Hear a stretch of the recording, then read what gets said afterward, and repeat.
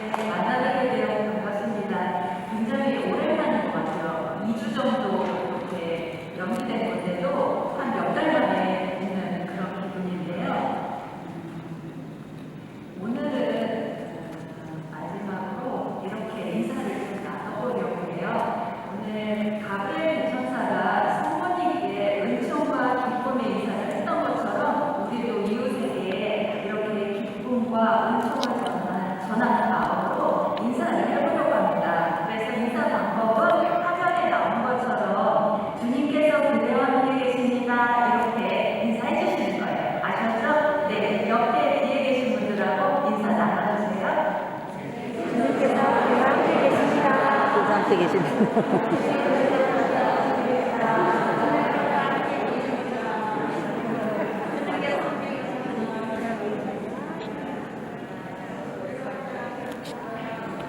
네, 좋습니다. 교육국가장님이 소개해 주신 것처럼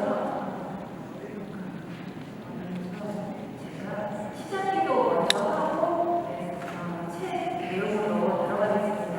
그래서 오늘 기도는 온 삶의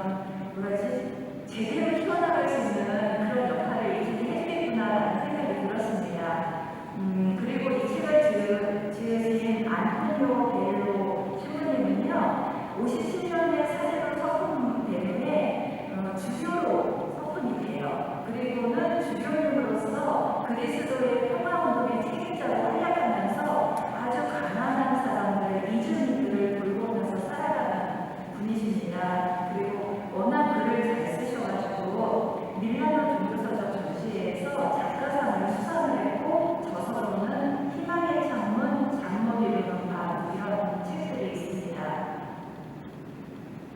제가 글 하나 읽어드릴게요. 신성덕님의 글인데요. 하루 종일 밭에서 엄마는 그래도 애를 줄 알았습니다. 발끝꿈치 다 해져 이불이 소리를 내도 엄마는 그래도 애를 줄 알았습니다. 손톱이 깎을 수조차 없이 닳고 문드러져도 엄마는 그래도 애를 줄 알았습니다.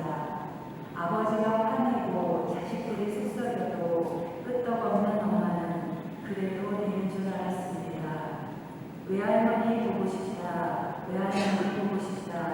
그것이 그냥 넋두리지만 한밤중 자작해요.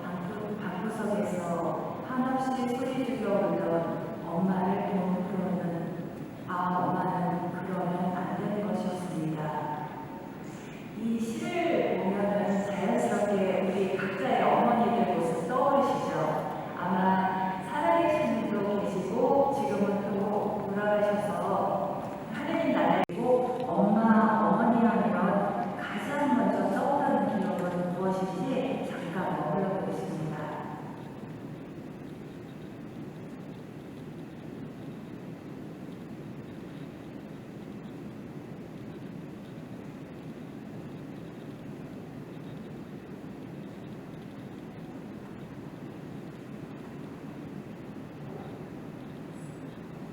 네, 좋습니다. 각자의 기억이 있을 텐데요. 이처럼 우리가 기억하는 어머니는 대부분 우리에게 사랑 그 자체이십니다. 그래서 우리가 언제라도 달려가면 그 품에 안아주시는 분이 바로 우리의 어머니신데요. 교회 안에서도 이와 같은 분이 계신데 바로 우리 어머니 마리아이십니다. 그래서 우리가 밖에 나갔다가 집에 들어오면 제일 먼저 누구를 부르나요? 대부분이 아마 엄마 하면서 달려올 것입니다. 아이들의 경우는 더하지만 다른 모든 가족들도 대부분 집에 엄마가 없으면 쓸쓸하거나 허전하다는 느낌이 들 텐데요. 그리고 엄마가 하루만 집 안 오셔도 집 앞으로 말이 아니게 되잖아요. 어느 집에나 어느 공동체에나 숨은 희생으로 자기의 생명을 나눠주는 사람이 계시고 그 사람이 있기 때문에 공동체는 아무 탈 없이 돌아가게 됩니다. 그래서 교황님께서도 이렇게 말씀을 하셨어요. 하느님께서는 우리가 어머니 없이 죽기를 원치 않으십니다 라고 말씀을 하셨고 우리 교회 안에 이런 어머니가 계시기 때문에 우리 삶이 더욱 풍요롭고 든든하고 행복할 수가 있는 것이라는 생각이 들었습니다. 그래서 모든 신앙인의 어머니이신 성모님이 어떤 분인지 지금부터 좀 보겠는데요. 먼저 교회 안에서의 마리아의 위치에 대해서 잠깐 보겠습니다. 이거는 아마 다 알고 계시는 내용인데 한번 기억을 떠올리는 의미로 제가 나누겠습니다. 그래서 예수님과 물리적으로 가장 가까우셨던 분은 마리아님이십니다. 아기 엄마보다 더 가깝고 친밀한 관계는 없기 때문인데요. 마리아는 예수님을 낳아서 기르셨고 누구보다도 예수님을 사랑하셨던 분입니다. 그리고 예수님의 가르침을 평생토록 마음속에 담고 사셨던 분입니다. 그리고 마리아는 우리 모두를 위해 기도해 주시는 우리의 어머니가 되십니다. 그런데 분명 마리아에 대한 공경은 하느님에 대한 공경과 다릅니다. 다 아시는 내용이지만 교회 안에서는 세 가지 형태의 공경의 모습이 있는데요. 먼저 홍성지례로 하나님께만 드리는 공경을 표현하고 상경지례라고 해서 예수님의 모친이신 마리아에게 드리는 공경을 표현합니다. 그리고 그리고 마지막으로 공경 진행해가지고 성인 성녀들에게 드리는 공경을 표현하는데요. 그러면 성경 안에서는 마리아가 어떻게 나타나고 있는지를 살펴보면 신약성경에 계시고 계십니다. 그래서 이렇게 모든 곳에 함께 계시는 성부님의 모습을 우리가 지금 하려고 하는 이 성부님과 함께하는 32일 기도에서는 이 책에서는 어떻게 표현하는지를 오늘은 좀 살펴보려고 해요. 그런데 이게 내용이 많아가지고 다 다루지는 않고 조금 핵심적인 내용 몇 가지만 함께 보려고 합니다. 먼저 믿음의 여인입니다. 그래서 누가복음 1장 26절에서 38절은 마리아가 천사로부터 예수님의 탄생 예고를 받는 장면이 나오는데요. 우리 모두 너무나 잘 알고 있는 구절입니다. 이 복음 구절에 대해서는 이 성모님과 함께한 31일 이 책 42쪽에서 받아들임의 여인 마리아 이렇게 소개를 하고 있습니다. 그래서 책의 내용을 좀 들어가 보면요. 제2차 바티칸공의 문헌 교회 현장을 보면은 교회의 가르침을 핵심적으로 전해지는 구절이 있는데 동정 마리아는 천사의 예고를 받은 후에 하느님의 말씀을 마음과 몸에 받아들였다 이렇게 표현하고 있습니다. 그래서 마리아는 마음과 몸으로 받아들인 분입니다. 그래서 마리아는 먼저 제자였으며 그리고 어머니였습니다. 제자가 될 수 있었던 이유는 말씀의 귀를 기울이면서 언제나 마음에 간직했기 때문이고 어머니가 될 수 있었던 이유는 자궁의 말씀을 받아들여서 9달 동안 당신의 몸 안에 품으셨기 때문입니다. 그래서 아우구스티노 성인은 이런 표현을 했어요. 마리아가 예수님의 말씀을 잉태하는 것도 중요하지만 그보다는 더 말씀을 마음에 간직했기 때문에 더 위대한 것이다 이렇게 말씀하십니다. 그래서 이게 얼마나 아름다운 진실된 표현인지를 말로는 사실 이해하기가 그렇게 쉽지도 않고 우리 마음에 전달되지도 않습니다. 그래서 그림이 필요한데요. 이 그림은 이 이콘은 효사리의 서구라고 알려진 이콘입니다. 그래서 이 작품은 14세기의 작품으로 터키 이스탄불 호라 주세프 수도원에 걸려져 있고 이 이콘은 하느님의 아들 예수님을 가슴에 새긴 마리아의 모습을 보여주고 있습니다. 그래서 이 이콘을 받아들임의 성모님 이렇게 부를 수도 있는데요. 동원하거나 내어 맡기는 자세로 팔을 들어올려서 기꺼이 받아들이는 모습을 상징하고 있기 때문입니다. 그래서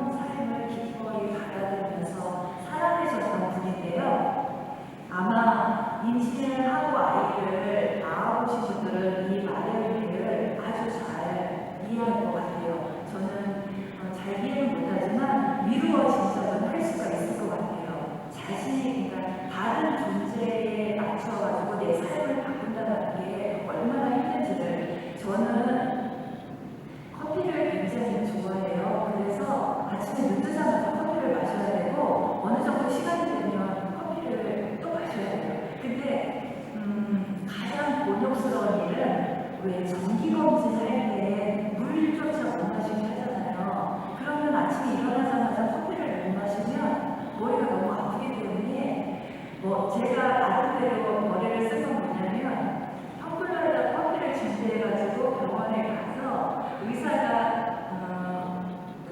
물을 마셔도 된다라고 알려준 그 시간이 되면 제일 먼저 커피를 마셔요.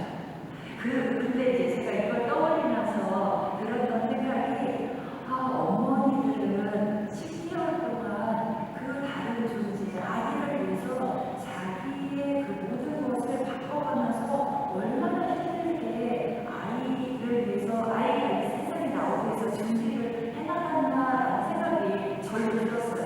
근데 성모님 또한 똑같이 그런 것들을 겪어내셨구나라는 생각이 절로 이제 이렇게 가까이 제가 다가오는 거예요. 그래서 성모님도 우리와 못지않게, 그러니까 다르지 않게 당신의 모든 걱정과 노고를 아이를 키우면서 나날의 삶 안에서 끊임없이 견디어내고 동원하셨던 분이구나라는 생각을 해볼 수 있었습니다. 그리고 성모님은 자신이 인기한 복된 아들이 사람들의 구원을 위해서 육화된 하나님의 말씀이라는 사실을, 그래서 자신은 그 예수님을 위해서 특별한 역할을 하도록 하나님의 부르심을 받았다는 사실을 분명하게 이해하셨습니다. 그랬기 때문에 하나님의 말씀을 몸과 마음에 받아들였던 분이십니다. 그래서 성모님의 이처럼 타고난 받아들임의 자세는 그대로 성모님의 삶 전체로 이어지면서 표현이 되어지는데요. 한없이 받아들이는 이 성모님의 모습을 모든 복음사가 언급을 하고 있지는 않지만 우리는 직관적으로 알 수가 있습니다. 성모님께서는 그 누구도 거부하지 않고 받아들였다는 사실을. 그래서 모든 사람들은 마리아 안에서 피난처를 발견할 수 있었던 것입니다. 그 중에는 나자렛에 마련한 친구들도 있었을 테고 요셉의 친구들도, 그리고 예수님의 또래 친구들도, 그 지역에 사는 가난한 이들도 마리아 안에서 피난처를 발견했을 것입니다. 그리고 예수님 돌아가셨을 때 두려움에 떨던 제자들도 성모님 안에서 피난처를 발견할 수 있었고, 여기서 기억해야 될 건 그런 성모님께 우리도 피난처로, 성모님이 우리의 피난처로 다가갈 수 있다는 것입니다. 그리고 성모님께서는 그런 우리를 거부하지 않는다는 것입니다. 제가 이거에 관련된 영화 하나 이렇게 편집된 거 하나 보여드릴게요.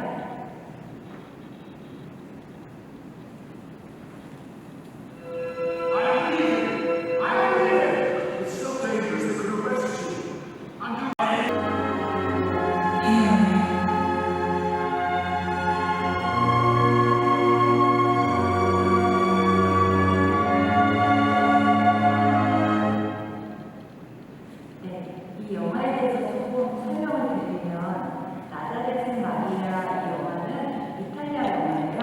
그런데 감독 자코모 캄피로티는 성모 마리아의 눈을 통해서 예수님의 일생을 이 영화를 통해서 그리고 있습니다. 그래서 감독은 성모 신심이 아주 깊었던 분인데 예수님의 순환 전 여정을 함께 하시는 성모님의 모습을 그리면서 이 영화에서 특별히 눈에 띄는 장면은 뭐냐면 성모님께서 피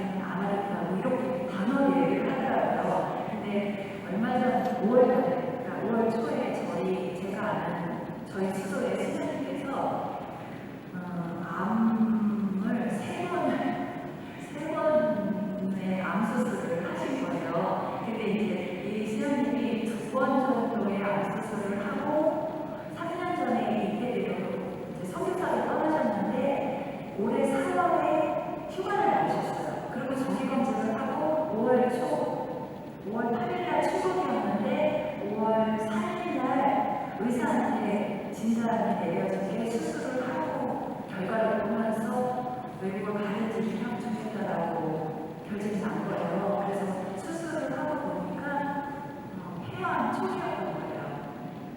근데 이제 나는 이런 과정을 통해서 저는 수연님이 보였던 모습이 너무너무 저한테는 큰 감동과 여러 가지 것들을 생각하게 하는 그런 거였는데 뭐냐면 수연님께서 저한테 이제 그렇게 보내더라고요. 주님의 계획에 깊은 뜻이 담겨 있으리라는 믿음으로 아주 평온하다고 이렇게 보내면서 그분께서 마련하신 길이라면 수순이 따를 수밖에 없지 이렇게 보낸 거예요. 그래서 지금은 아주 평화롭고 편안하다 이런 표현을 하신 거예요. 그래서 이런 수연이의 모습이 저한테는 깊이 다가왔고 인상적이었고 되게 감동을 줬는데 거기서 제가 발견한 건 뭐냐면 죽음을 통해서 죽음 자체가 끝이 아니라 죽음을 통해서 생명이 이어지고 있다는 사실 그리고 우리 삶의 아픔과 고통 그 너머에는 하나님의 손길이 분명하게 자리 잡고 있다는 것을 믿는 자세일 때만이 이런 모습이 나오는구나라는 생각이 들었어요. 그런데 이런 자세는 성모님도 똑같았겠구나라는 생각이 드는 거예요. 성모님도 현재 보여지는 고통 이 모든 상황 너머에서 하나님의 손길을 보셨기 때문에 그렇게 예라고 응답을 느낄 수가 있었구나라는 생각이 들었던 거예요. 그래서 영화에서 성모님의 입장에서 예수님을 어떻게 받아들여 나갈 것인가가 영화의 중심 주제로 흘러가는데요.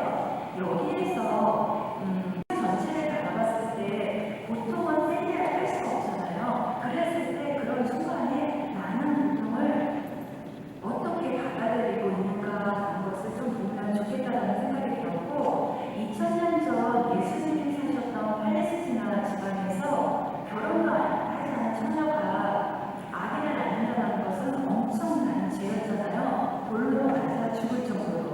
그럼에도 마리아는 하나님의 아들을 잉태한다는 사실을 듣고는 저는 주님의 종입니다. 말씀하신 대로 저에게 이루어지길 바랍니다. 응답을 드리는데 이 응답이 저는 그런 생각이 드는 거예요. 이렇게 마리아의 응답을 통해서 예수님이 탄생을 하셨듯이 우리 믿는 사람들 각자가 삶 안에서 드리는 응답을 통해서 그 안에서 예수님이 탄생하고 계시다는 사실을 늘 기억하면서 사시면 좋겠다는 생각이 들었습니다. 그러면 함께 기도 바쳐보겠습니다. 바다들의 여인이신 성모님, 저희 마음 깊은 곳에 말씀을 받아들이게 하소서. 당신처럼 저희 가운데 활동하시는 하나님의 방법을 이해하게 하소서. 하나님을 마음에 받아들이기만 하면 저희 몸은 하나에 빛날 것입니다. 두 번째는 마리아는 구원의 중개자라는 것입니다. 그래서 예수님의 공생활 중에서 가장 첫 번째 기적이 무엇인지 다들 알고 계시죠? 하나의 혼인잔치입니다. 그래서 먼저 이 복음을 요한복음 2장 1절에서 12절의 말씀을 영상으로 먼저 접하고 내용 이어가겠습니다.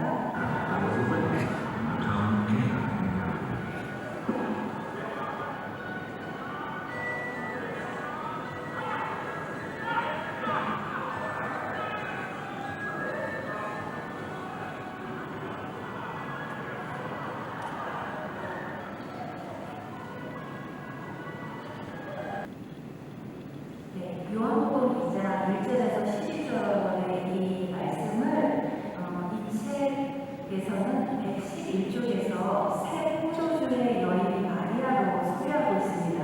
그래서 최근 성서 연구는 카나의 혼인잔치 이야기를 특히 마리아의 역할을 새롭게 조명하고 있는데요. 이 이야기는 예수님의 어머니 마리아가 얼마나 섬세한 감수성을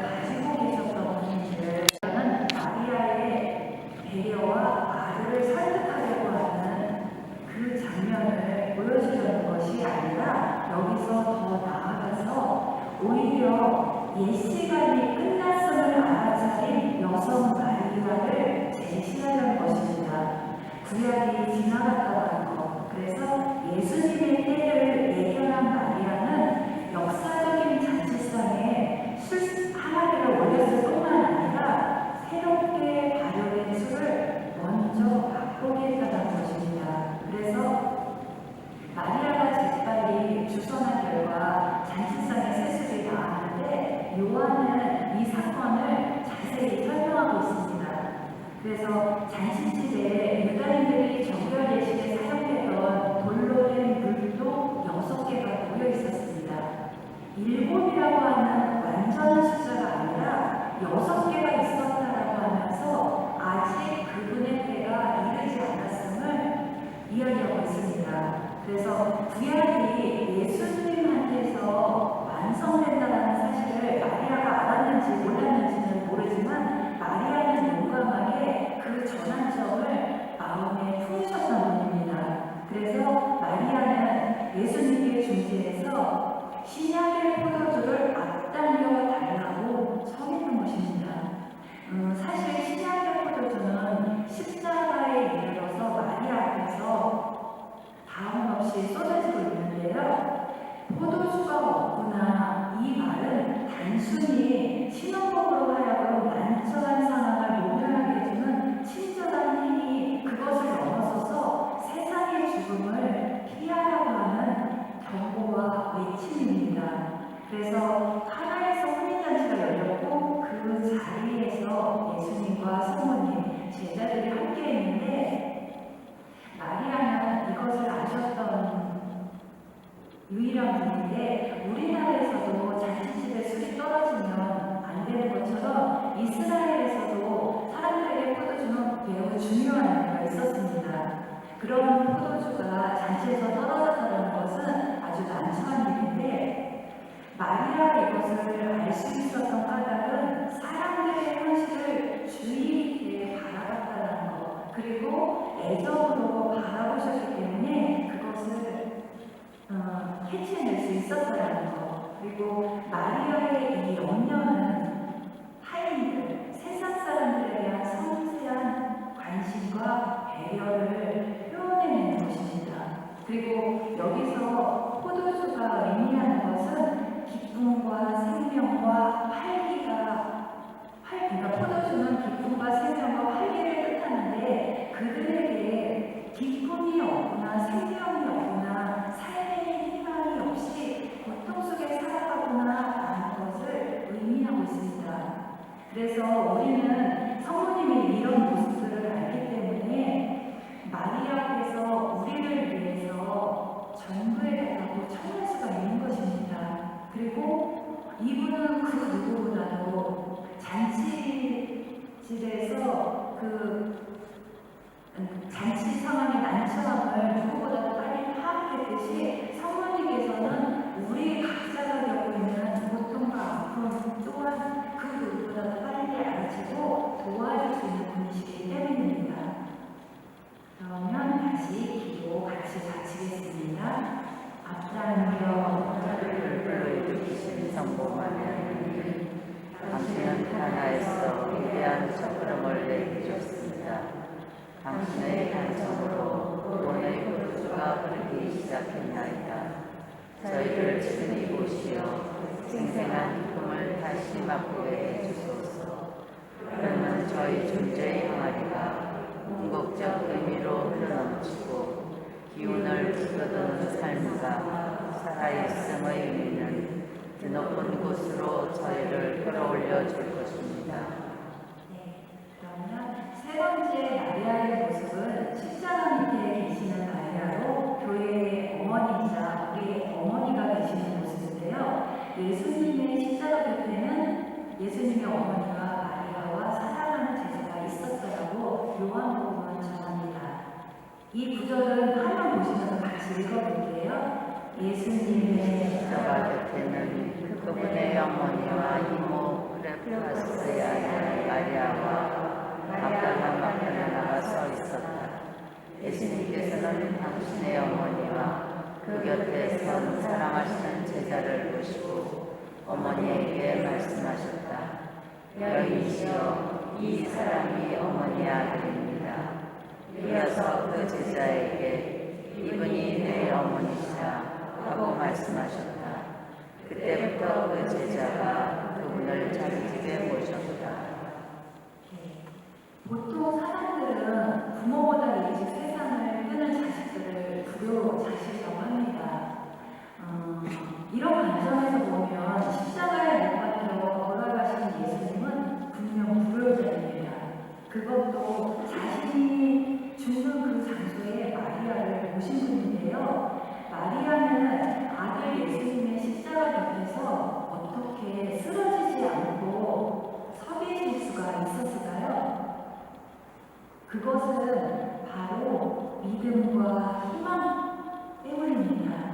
십자가의 죽음 앞에서 절망에 빠져있는 것이 아니라 죽음의 십자가에서 하느님 자기의 극치를 볼 줄 아셨기 때문인데요. 그런 어머니를 예수님께서는 돌아가시기 전에 우리의 어머니로 주신 것입니다. 그래서 사랑하는 제자는 교회이면서 바로 우리에게 되는 것입니다. 이렇게 예수님을 인내하는 순간부터 십자가에 이르기까지 사랑으로 예수님의 길을 따르셨던 마리아는 교회와 인류의 어머니가 되시고 또 우리의 어머니가 되실 수 있는 것입니다. 예수님에 대한 성모님의 믿음은 추워도 흔들리지 않았는데요.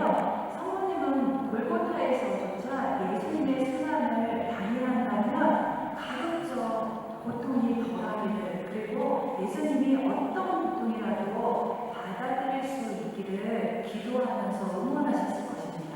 그래서 성모님은 하나님의 자리를 정하면서 예수님의 순환 여정에 끝까지 함께 하셨던 분인데 어떻게 함께 하셨는지 잠깐 영상 하나 보여드릴게요.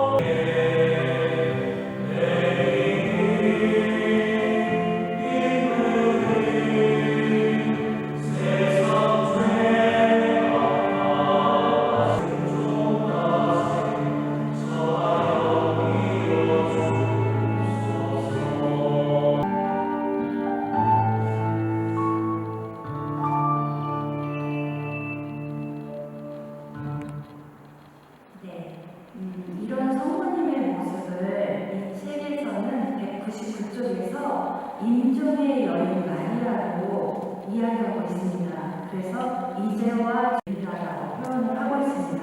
그래서 어떤 사람들은 반복해서 성모송을 바치는 것을 지루해하기도 하는데, 그런데 성모송을 반복해서 바치다 보면 어느 순간 부모의 신들을 이렇게 깨뚫어가는 그런 은총체험을 할 때가 있어요.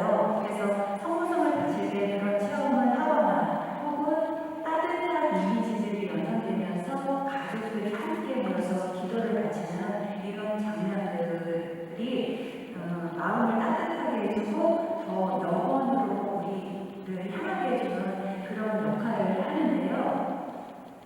우리는 언제나 저희 죄인을 위하여 빌어주소서라며 마리아께 똑같은 것을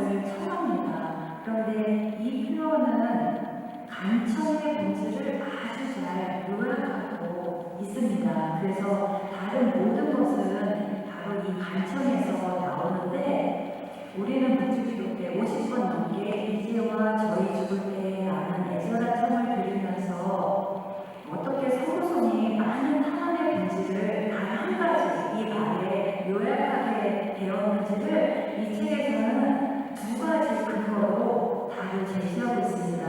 첫 번째는 마리아는 그 때를 주관하는 전문가라는 것입니다. 그래서 마리아는 당신 아들의 때가 다가왔음을 그 자리에 계시면서 아셨고, 마리아는 죽음과 영광을 나타낸 궁극적인 드라마와 주인공으로서의 때를 사셨던 분이라는 것, 그리고 인류에 온 역사는 바로 그 때를 향해서 나아간다는 것. 그래서 요한이 상징적으로 표현하듯이 마리아를 모든 형제 자매들에게 내어주는 그 순간 마리아는 그들 모두를 당신 자녀로 받아들이셨다는 것. 그래서 그때부터 마리아는 인종을 지켜주는 보호자가 되셨다라고 이야기를 합니다.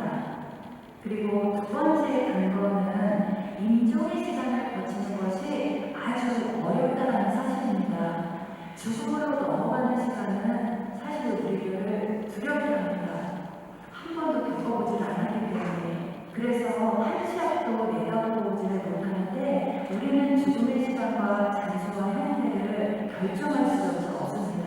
그래서 바람이 막 심하게 부는 협곡을 줄다리기를 하고 지나가는 그런 느낌을 받고는 하는데요.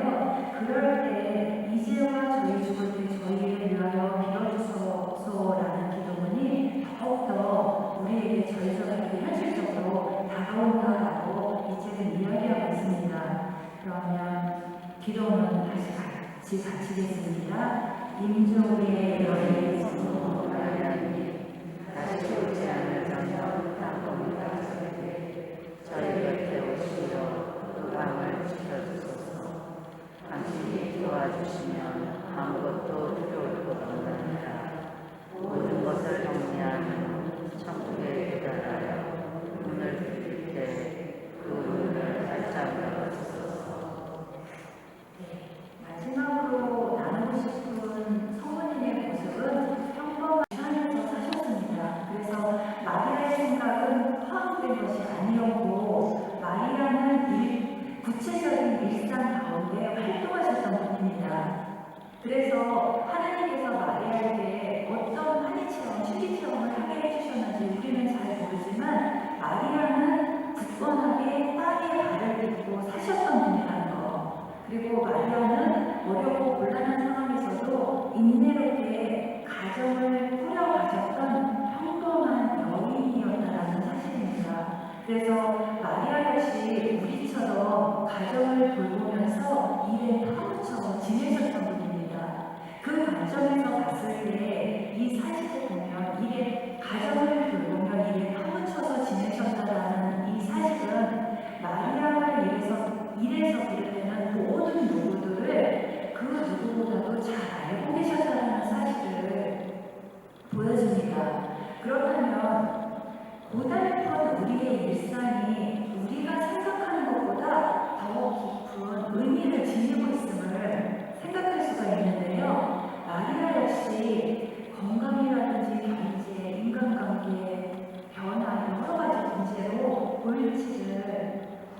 골머리를 앓았을 텐데요. 요셉의 일터에서 손님이 떨어져서 점점 줄어들어서 걱정을 할 수도 있었고, 그 다음에 점점 성장하는 예수님을 보면서 희망과 두려움을 느끼셨을 수도 있습니다. 그래서 마리아는 거룩하고 높은 분으로서가 아니라 지극히 평범한 삶을 사셨던 다른 우리들과 똑같은 고통과 아픔, 어려움을 겪으셨기 때문에 마리아는 그 누구보다도 당신의 사랑과 위로가 필요한 우리 모두를 품을 수 있는 분이시라는 사실, 그리고 우리들과 함께 기쁨과 고통을 나누실 수 있는 분이라는 것입니다. 그래서 우리가 세상을 살아가면서 겪게 되는 이런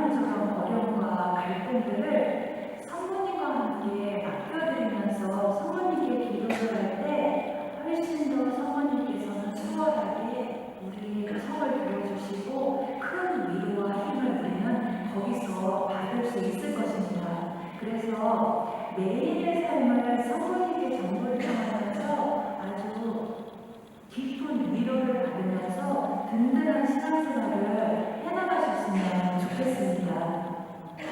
그러면 오늘 시간 마무리하면서 짧게 기도를 하고 싶은데요. 이 기도는 기쁨의 신비보다 마리아에서 예수님을 성전에서 찾으셨던 이 장면을 우리가 묵상하면서 성모님의 품을 체험하는 그런 기도 시간을 가져보려고 합니다. 그래서 마리아께서 성전에서 예수님을 애타게 찾으셨던 것처럼 우리 또한 애타게 찾고 계실 그 마음을 한번 느껴보면서 성모님과 함께 머물렀으면 좋을 것 같아요. 그래서 잠시 눈을 들어서 성모님을 바라보겠습니다.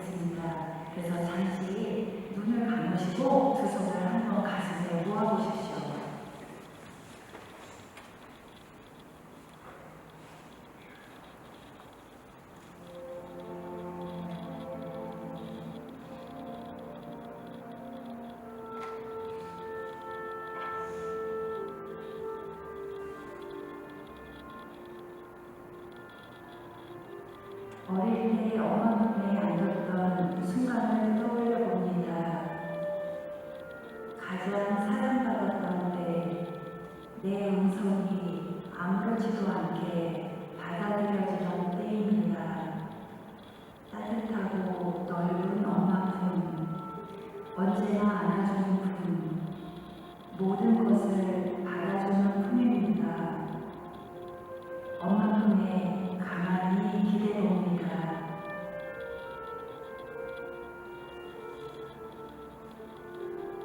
마음속으로 불러봅니다. 엄마, 엄마, 사랑해요. 어머니, 사랑합니다. 엄마 품에 안겨 성모님을 만나봅니다.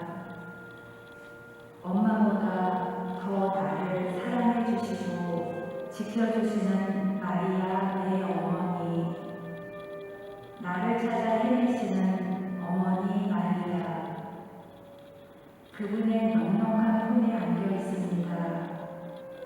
그분께서 나를 안아주십니다. 그 품에는 내 엄마의 부족함도 한계도 없고 내가 엄마에게 지은 잘못도 불효도 없습니다. 조건 없는 사랑의 자리, 용서와 위로의 자리입니다. 마리아 어머니 품에 가만히 기대봅니다.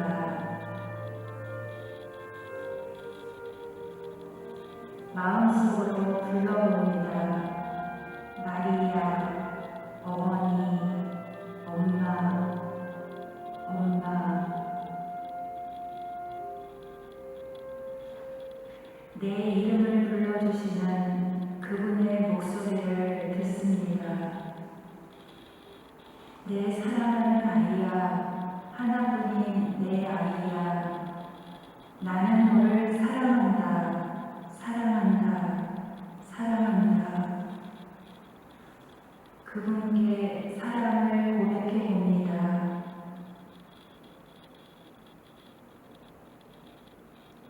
내 모든 것을 말씀드립니다.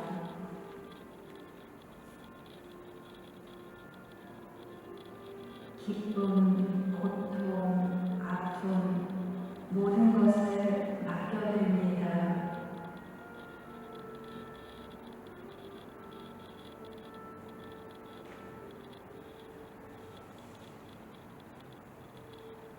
어머니께서 다 가져가십니다. 어머니께서 전부 당신 아드님께 전해주십니다. 그분께서 우리를 사랑하십니다. 잃었던 예수님을 찾으시고 힘껏 그를 끌어안으셨던 그 사랑으로 우리를 안아주십니다.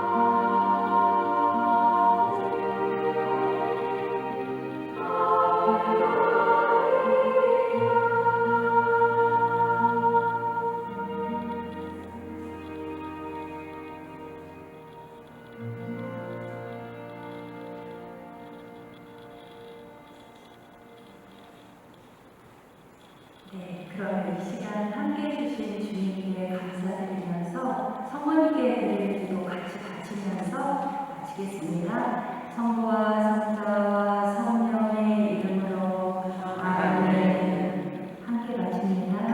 날마다 우리는 유혹, 어려움, 시간이 밀려올 때마다 성모님을 부르고 연약한 어린이처럼 그분을 바라보십시오.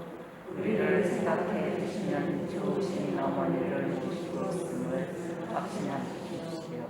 성모님은 당신의 모든 자녀들이 언제 어떤 상황에 처해 있든지 그들이 그리스도 안에서 아버지의 집으로 가는 일을 발견하도록 도와주십니다. 성모님은 우리가 죄인이라 해서 어머니 역할을 그만두지는 않으십니다. 그분은 우리를 많이 생각해 주시고 편하게 해주시며 결코 내치지 않으십니다. 어머니 마리아께 기도하면 틀림없이 들어주실 것입니다. 마리아께 가장 어린한 명칭은 어머니입니다. 우리를 지극히 사랑하시는